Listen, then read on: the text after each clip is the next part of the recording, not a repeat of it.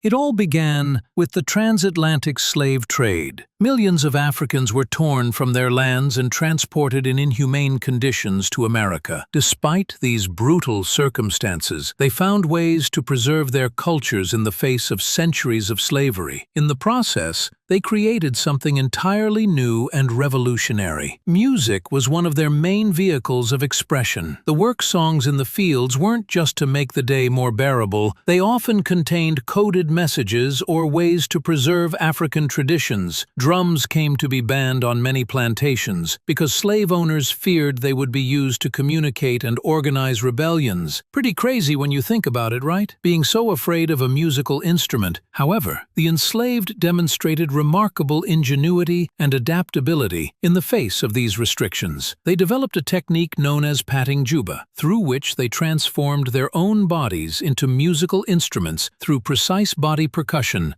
that included rhythmic beats on the thighs, chest, and cheeks. This method of body percussion can be considered a direct precursor to what we now know as beatboxing, emerging as a necessary response to cultural oppression. During this historical period, spirituals also emerged as a musical genre of profound significance. These musical works served as sophisticated, coded communication systems, transmitting vital information about escape routes and liberation strategies linked to the Underground Railroad, a clandestine network of safe havens and individuals who helped enslaved people escape to freedom in the northern states and Canada. The encrypted messages in their lyrics allowed slaves to organize and share crucial knowledge without alerting their oppressors.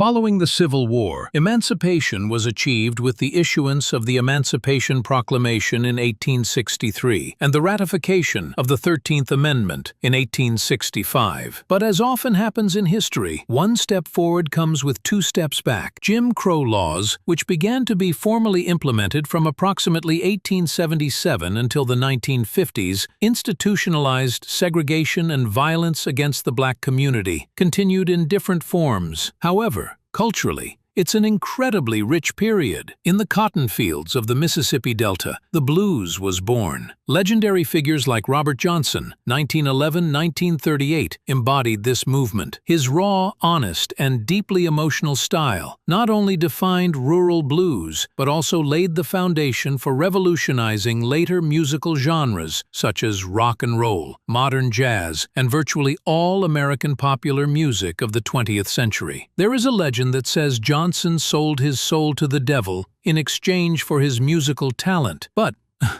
of course, this is pure folklore. What is real is that he disappeared for a time and returned with amazing skill, the result of his hard work. Meanwhile, in New Orleans, jazz was beginning to take shape, a mixture of African rhythms, religious hymns, and European musical techniques that would become the first genuinely American musical form. Artists like Louis Armstrong, a renowned trumpeter and vocalist, revolutionized the 20th century musical landscape. However, we can't discuss this era without mentioning the Harlem Renaissance of the 1920s. This unprecedented cultural movement transformed the American artistic and intellectual landscape when thousands of African Americans, seeking to escape Southern oppression, converged in the Harlem neighborhood of New York. Literary figures like Langston Hughes, with his poetry that captured the rhythm and spirit of the African American experience, and Zora Neale Hurston, whose works authentically explored life in Southern black communities, helped forge a new cultural narrative. Simultaneously, composers and musicians like Duke Ellington elevated jazz to new artistic heights, creating sophisticated compositions that transcended conventional musical classifications. The Cotton Club, although paradoxically segregated, became a showcase where these black artists presented their talent to predominantly white audiences, profoundly influencing mainstream American culture. This movement not only produced extraordinary artistic works, but also established the foundations for what would come next. The 50s and 60s saw the birth of the civil rights movement in the United United States. This period was not only a political revolution, but also a true cultural revolution that forever changed American society. During this time, musical evolution reflected and catalyzed social change. Gospel, with its roots deeply embedded in the African American spiritual experience, evolved into soul, a genre that fused the emotional intensity of religious music with secular themes. Iconic figures like Aretha Franklin transformed seemingly conventional songs into powerful social manifestos. Her interpretation of Respect in 1967 transcended music to become an anthem that articulated the aspirations for dignity and equality of an entire historically marginalized community. Sam Cooke, with A Change Is Gonna Come, 1964, composed what many consider the definitive ballad of the civil rights movement, creating a work that simultaneously expressed the historical pain and unbreakable hope of a community. For his part,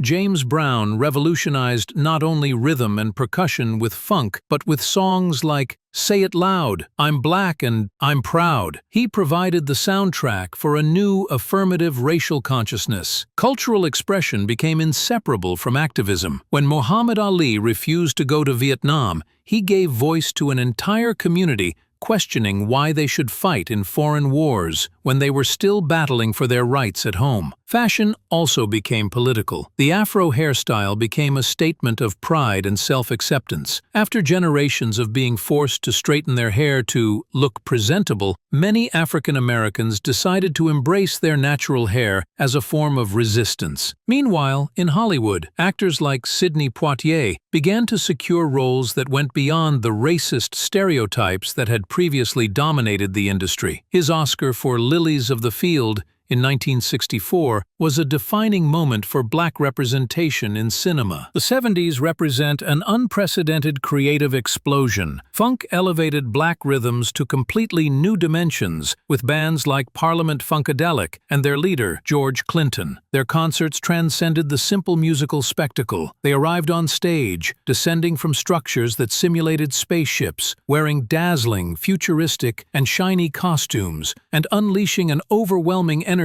that was impossible to ignore. Funk wasn't just heard, it was lived as a complete sensory experience. Blaxploitation cinema also deserves special mention. Movies like Shaft, Superfly, and Foxy Brown introduced for the first time Black heroes who not only survived to the end, but also triumphed. The soundtracks of these films, created by geniuses like Isaac Hayes and Curtis Mayfield, are also masterpieces in their own right. What's interesting about this era is how the Black community used culture to redefine its image. After centuries of being represented by others, they finally began to tell their own stories in their own way. The fashion of the 70s is also unmistakable. Huge platforms, bell-bottom pants, shirts with giant collars. Cultural expression had reached new horizons. Powerful. After generations of being forced to not draw attention, Black people were saying, "Look at me now." But something even more amazing was about to happen. In the Bronx in the 1970s and early 1980s,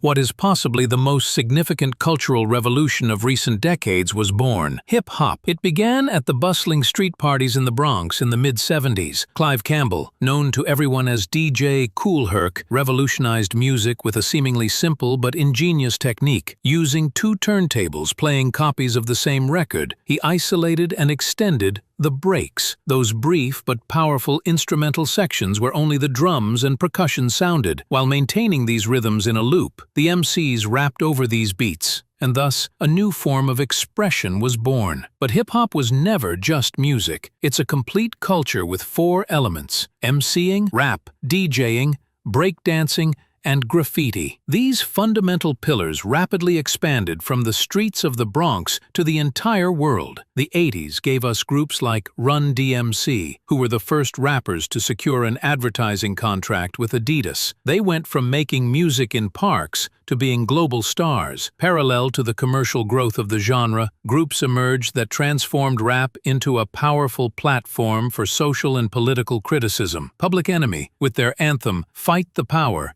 and NWA with their controversial "Fuck the Police." The forcefulness of these messages generated such an impact that the FBI itself officially sent a letter to NWA expressing its discontent with the content of their music. Can you imagine it? A song so powerful that it disturbed the federal government. The 1990s elevated hip-hop to another level with the famous East versus West rivalry. Artists like Tupac and Biggie became urban poets. Their lyrics captured the reality of life in America's marginalized neighborhoods with brutal honesty. Hip-hop also similarly transformed fashion. Suddenly, baggy clothes, flat caps, and untied sneakers became the look of an entire generation. Brands like FUBU discovered that black culture was not only influential, but also economically powerful. And this brings us to the present. In the 21st century, black culture has achieved a remarkable feat. It has completely dominated the global cultural landscape, and it has done so through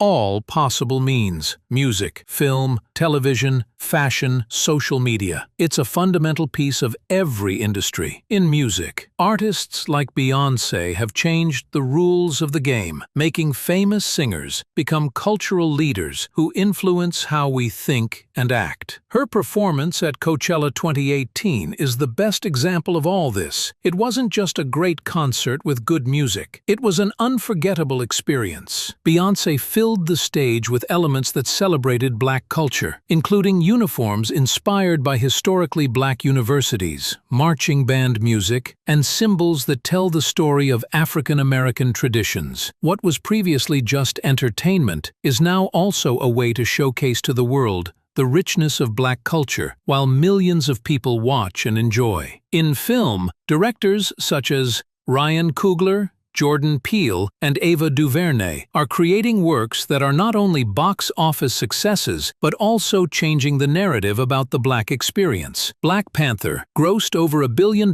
while celebrating African and Afrofuturist culture. Get Out used the horror genre to talk about racism in a way we had never seen before. In the digital world, the influence of black culture is undeniable. Much of what goes viral on platforms like TikTok or Twitter has its origins in black creativity, dances, expressions, memes. Everything begins in black communities before being adopted by the mainstream. Trap has dominated global charts with artists such as Migos, Future, and Cardi B. Auto-tune, which originated as a vocal correction tool, has evolved into an artistic instrument in the hands of artists like T-Pain and Kanye West. What we now see with artists like Kendrick Lamar, J. Cole, and Childish Gambino is the fusion of entertainment with deep social commentary. Some figures like Rihanna have transformed their musical success into a fashion and beauty empire valued in the billions. Her Fenty Beauty line revolutionized the cosmetics industry by offering 40 foundation shades from the outset, prompting other brands to follow her lead. That's cultural power in action. Black culture has been constantly stolen, appropriated, and diluted, but it keeps reinventing itself and staying at the forefront. From spirituals sung in cotton fields to million-dollar streams on Spotify, this cultural evolution is perhaps the greatest story of resilience, creativity, and triumph in modern history.